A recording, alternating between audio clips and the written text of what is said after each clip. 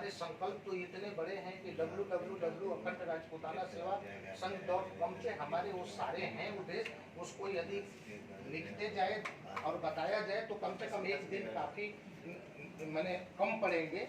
तो आज इस मंच से मैं यही बोलना चाहता हूँ कि हम बहुतेरे आयामों में हमारे संस्कृति और सभ्यता को तो प्रचारित प्रसारित कर ही रहे हैं, जो कि हमारी ऐतिहासिक पृष्ठभूमि है।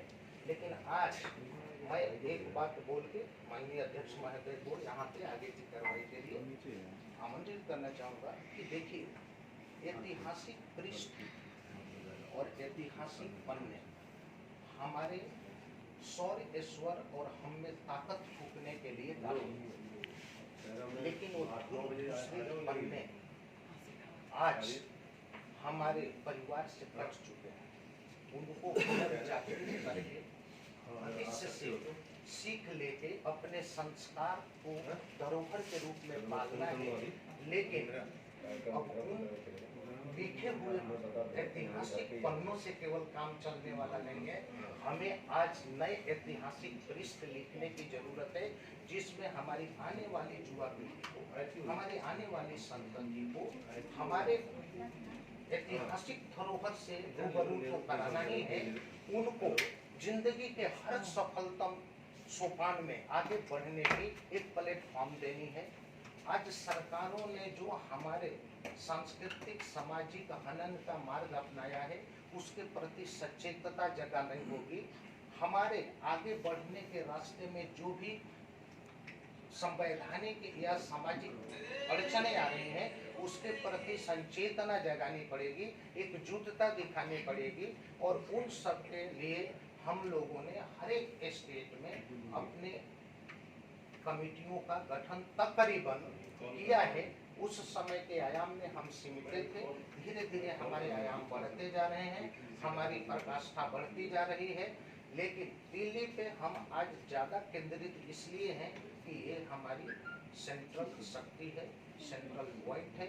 ये कमिटी हमारी जितनी ऊपर चढ़ के काम करेगी, जितनी हाई रूप में काम करेगी, ये अखंड राजपूताना सेवा संघ उतना ही हाई रूप में दिखेगा। और उसी के तहत इसका विस्तारीकरण किया गया है, जिसकी संपूर्ण खाका माननीय राष्ट्रीय अध्यक्ष महोदय यहाँ प्रेजेंट करेंगे।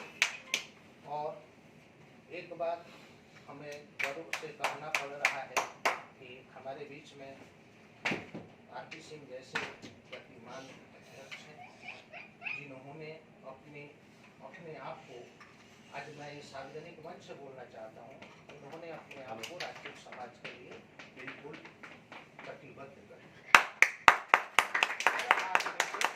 तीनों बच्चे आज के डेट में प्रोग्रेसिव एज में हैं, किसी चीज का ये नहीं है।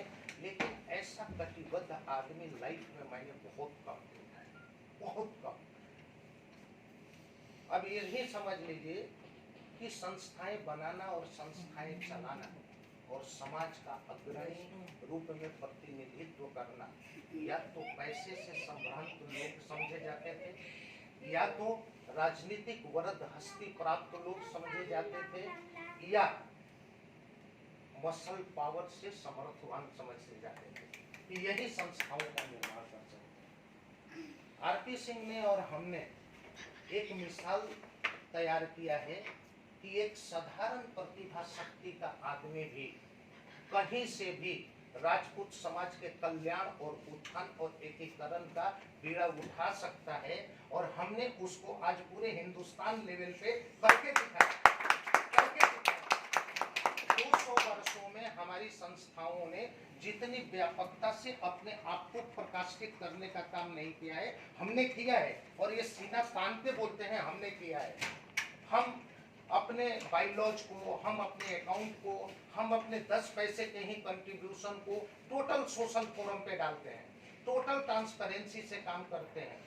हम कभी भी, हमने कुछ ऐसे संचेतना जगाने वाले प्रक्रम किए हैं जो कि शायद हमारे ऐतिहासिक पृष्ठ बनेंगे कल के, जो हम नया इतिहास लिखेंगे।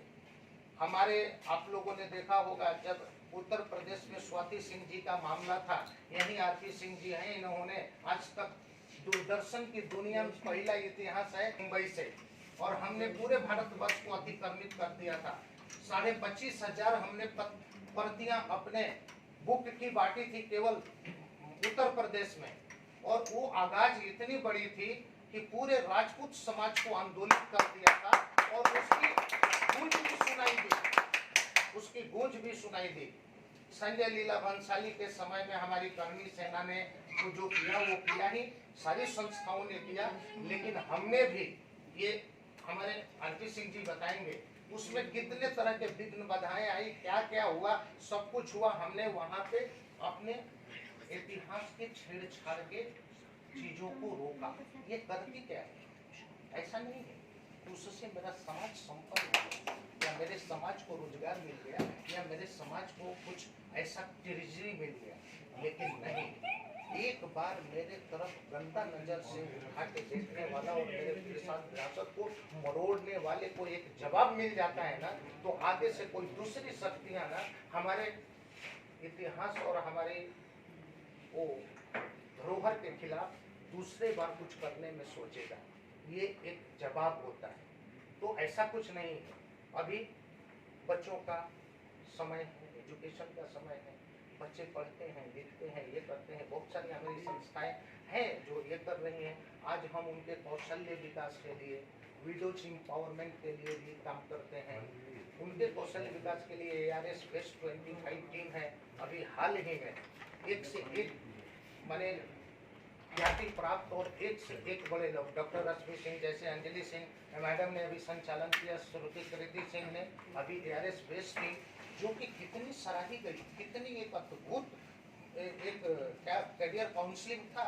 हमारे राष्ट्रीय अध्यक्ष बताएंगे उसके बारे में। लेकिन मेरा कहने के माने कि हम चातुर्दिक काम कर रहे हैं।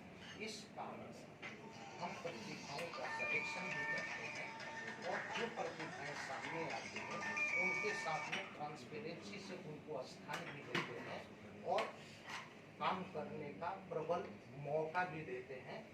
आप लोगों से इन्हीं चंद शब्दों के साथ रूबरू होते हुए एक अपील करना चाहूँगा कि आप लोग जिस भी स्थिति में हैं, जिस भी परिस्थिति में हैं, चाहे जिस भी क्षेत्र में हैं, जिस भी इकाई में हैं, वहाँ से आप अपने माध्यम से, अपने संस्थाओं के माध्यम से, अपने पारिवारिक संबंधियों के माध्यम से, अपने दोस्त मित्रों के माध्यम से इस संस्था की कड़ियों को जोड़ने का प्रयत्न करें।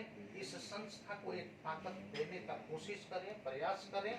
हमारे संवैधानिक कटिबद्धता को हमारे वेबसाइट www.अखंडराजपूतानासेवा.com पे देखें, परखें, जांचें और अपने इस सामूहिक सामुदायिक विकास की प्रक्रिया में भागीदार रहें।